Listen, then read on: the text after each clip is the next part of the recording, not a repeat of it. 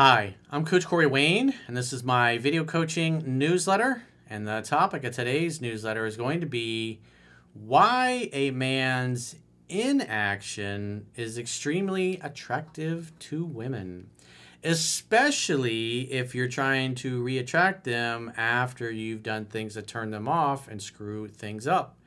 It really helps to build anticipation when you don't do anything. In other words, when you're unperturbed, when you don't react. Like in this case, this guy turned off his ex to the point where she blocked him everywhere. And so it's been several months since, I guess, the last time he's been following me for about 4 months now. So he was like blocked everywhere.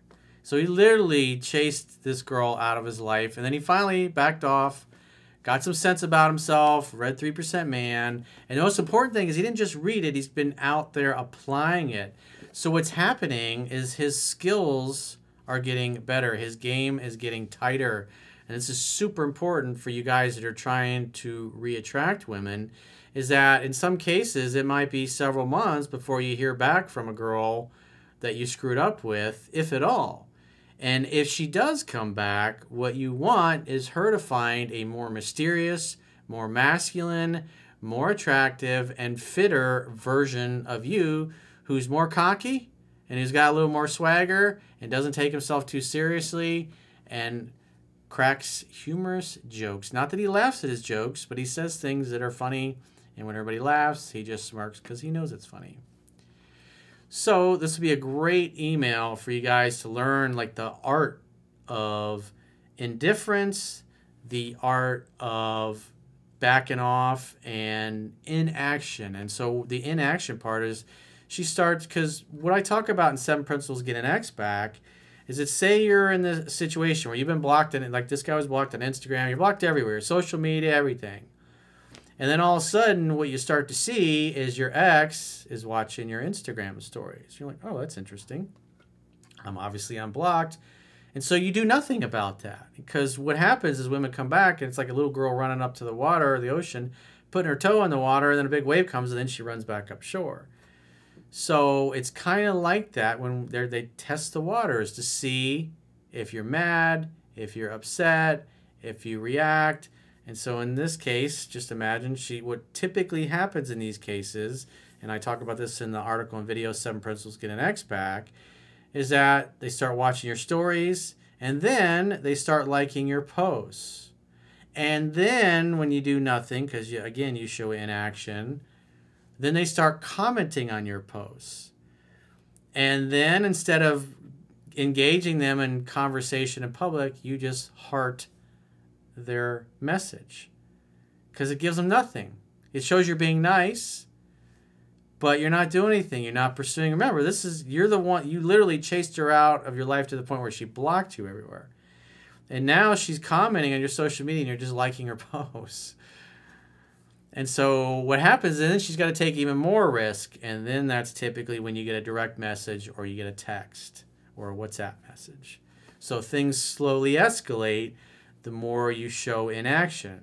And because I talk about this in 7 Principles Get an Ex Back, it's like if she likes one of your posts, you don't write her a message. It's like you do nothing. And so the fact that you're doing nothing, the inaction, so with this in mind, as we go through this guy's email, you'll see how this does a great job of piquing her interest. You're mysterious, because women are like cats. It's like they got to figure out there's something totally different about this guy.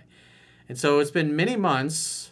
This guy's came across my work 4 months ago, and I assume probably a couple months prior to that is when this relationship ended. So it may have ended 6 months ago. And so now she's coming back, and so we got a bit of a success story in the process. So he's had some interesting developments happen, and he's got some plans set up for this weekend, so we'll get to it. So it's a good email for those of you guys that are in the same kind of situation, because I got emails from him months ago, and he was just like, what do I do? How do I get her back? And now he's been hanging out, having fun, and hooking up with different women. He's got some other choices and some other options. The ex is slowly starting to come back, and he's just better, and it's having a great effect on her. So he says, hey, Coach, it's been nearly 3 months since I reached out to you and 4 months since coming across your work. My ex blocked me on Instagram, the only form of contact we had, about 3 months ago. And over the last 10 weeks or so, I've read 3% Man every 2 days or so for a total of 36 times. Damn, that's what a serious student does. 36 times. That's very impressive. In 10 weeks, I had guys who follow me 5 years like, yeah, I'm about to get through my first read, coach. It's hard. I'm so busy. I mean, people are busy, but hey, it's priorities. If getting your girl back is a priority, if getting better quality women is a priority, you'll do something about it. And if you're a slack ass, you'll wait till the last minute. And then when she does reach out, you'll start making the same mistakes all over again and turn her off for exactly the same reasons and chase her away once again. Each time I read it, I picked up a new way of thinking or a new technique to attract or understand women. I've recommended your book to a few of my friends, but they are not taking it seriously. This is not surprising. I tell you, this is going to happen. It's even in the book. And still struggling with attracting women while I'm hitting my stride. Well, most people major in minor things. They're like, oh, I don't have the time. Yeah, I'm going to get around to that book. Yeah, sure, next week and next month. I got to fix my tennis elbow. I got to sell my jet skis. And I got to talk to my mom first. I got to get permission from my wife. I got to ask my boss if it's okay if I bring a book to work or whatever. They have excuses. And she says, at about read 10, I stopped focusing on what my ex was doing. Again, another reason why you read it 10 to 15 times. It changes your way of thinking.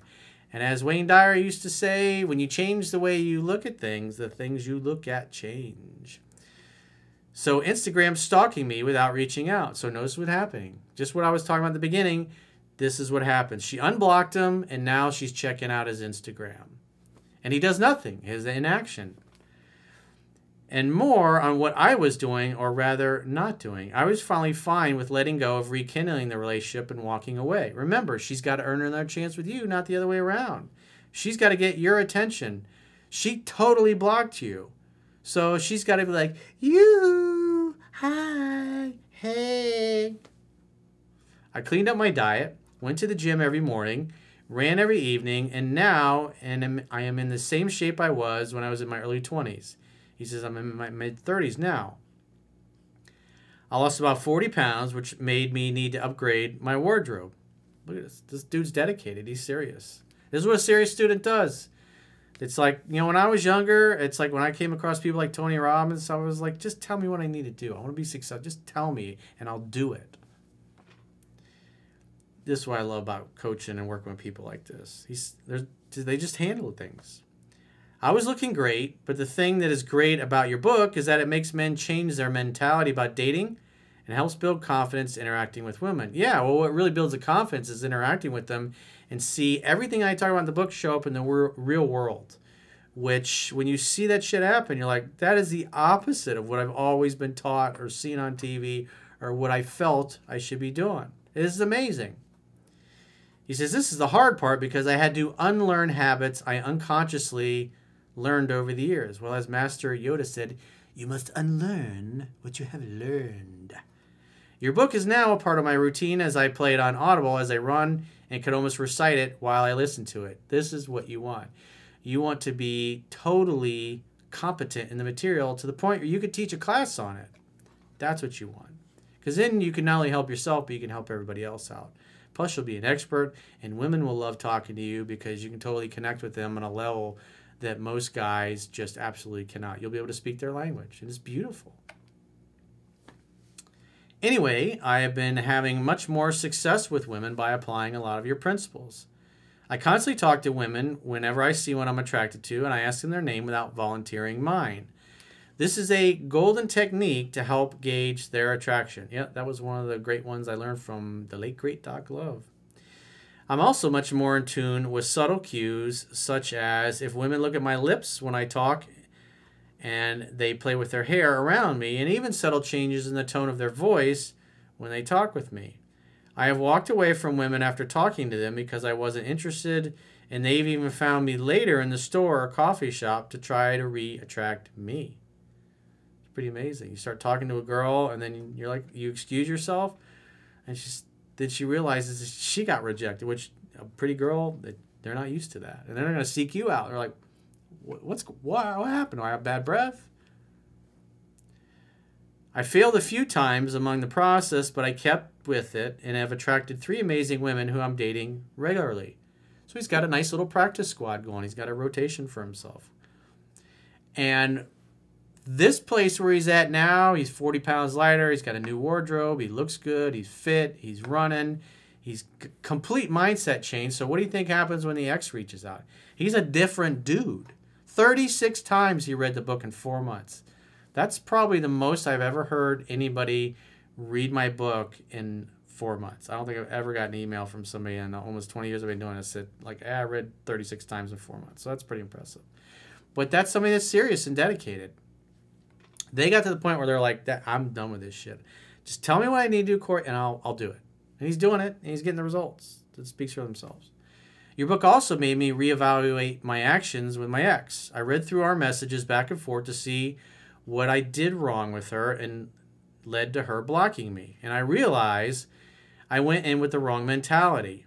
Ding, ding. I assumed she wanted me to apologize for hurting her years ago, but that didn't seem to be the case at all. It was clear that she was highly attracted to me when I first reached out, but as I brought up our past and over-pursued her, she lost interest. I was being a beta. I simply overwhelmed her, and she went from a 7 in attraction down to, I think, like a 2 or a 3. As I was analyzing what I did wrong, I noticed my ex was unblocking me, checking my Instagram stories, and reblocking me. Aha! That shows she's preoccupied. And you're doing nothing. Your inaction is what is a turn on to her. Because she's probably expecting you to start reaching back out and texting and messaging her, and you do nothing. And when she starts taking more risk and putting more effort into it, you still do nothing. And then she's going to start to wonder, did he find somebody else? Does he not love me anymore? Does he not miss me? Was he ever in love with me? I ignored her actions and kept focusing on myself. She then started following me and quickly unfollowing me, liking a post and quickly unliking the post because she's trying to get your attention. She's trying to see, she's like flipping the lights on and off in your house or whatever. It's like trying to get your attention to see what you do with it. She even Instagram called me and quickly hung up twice. Look at that. Once again, I ignored those and focused on myself. Hey, maybe it was a butt dial. Besides, if you're getting, he's getting his balls drained by 3 other girls. So he's like, does he really care about his ex who had blocked him, who's, spazzing out on his social media? No, it's kind of amusing. So he's enjoying being amused. Sell your cleverness and purchase bewilderment, as Rumi said. During this time, my confidence was growing with women, and I was going on dates. I was saving a ton of money by setting up drinking dates rather than dinners. Aha! For those of you guys on a budget, it's a smart way to do it. So I could end dates with women I wasn't interested in for little investment. This is a very, very, very smart approach. Another one of your golden tips. I went on dates with 11 women before narrowing down to 3 women I really connect with. The focus is always on not taking myself so seriously. He says it's the hardest part for me to let go. Staying in my masculine energy, having a good time, and hooking up. Well, as I say in the book, a man's job in the courtship is just simply to create an opportunity for sex to happen. Hang out, have fun, and hook up. That's it. Fast forward to about 2 weeks ago, my ex started to like all my Instagram posts and commented on some of them. I liked the comments, but I didn't respond because I was no longer interested in chasing someone who didn't recognize my value. So that's perfect. Because again, she's just acting like a fan of a celebrity, if you will.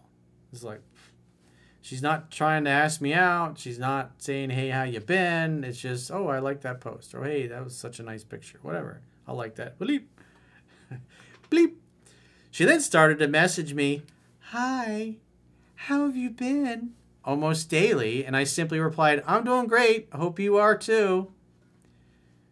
When she tried to dig for more info, I told her I was busy and would get back to her when I had time. Eventually, she messaged, I've been thinking about you a lot lately. I replied, of course you have been, babe. She didn't reply, and I went on with my business. Well, keep in mind, he's getting his balls drained by 3 other girls. So I was like, I think it's great that you missed me, but you blocked me.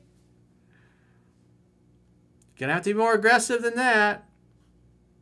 Well, I mean, quite frankly, when she's like, hey, how have you been? That would have been when I would have tried to make a date. But maybe he got to the point where she was reaching out and he tried to make dates and she wouldn't. So, and he tried 2 times in a row and she still wouldn't make dates. And so the only way you will ever bring up getting together is if she brings it up first.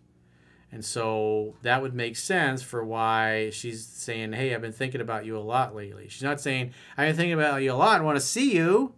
She didn't say that. She just, I've been thinking about you a lot. It was like, great, I'm going to leave the cake in the oven, let it bake a little longer because she needs to be more aggressive. And what this does, it induces a little bit of feeling of dread and like, uh-oh, did he meet somebody else? He's not trying to get together. I wonder why.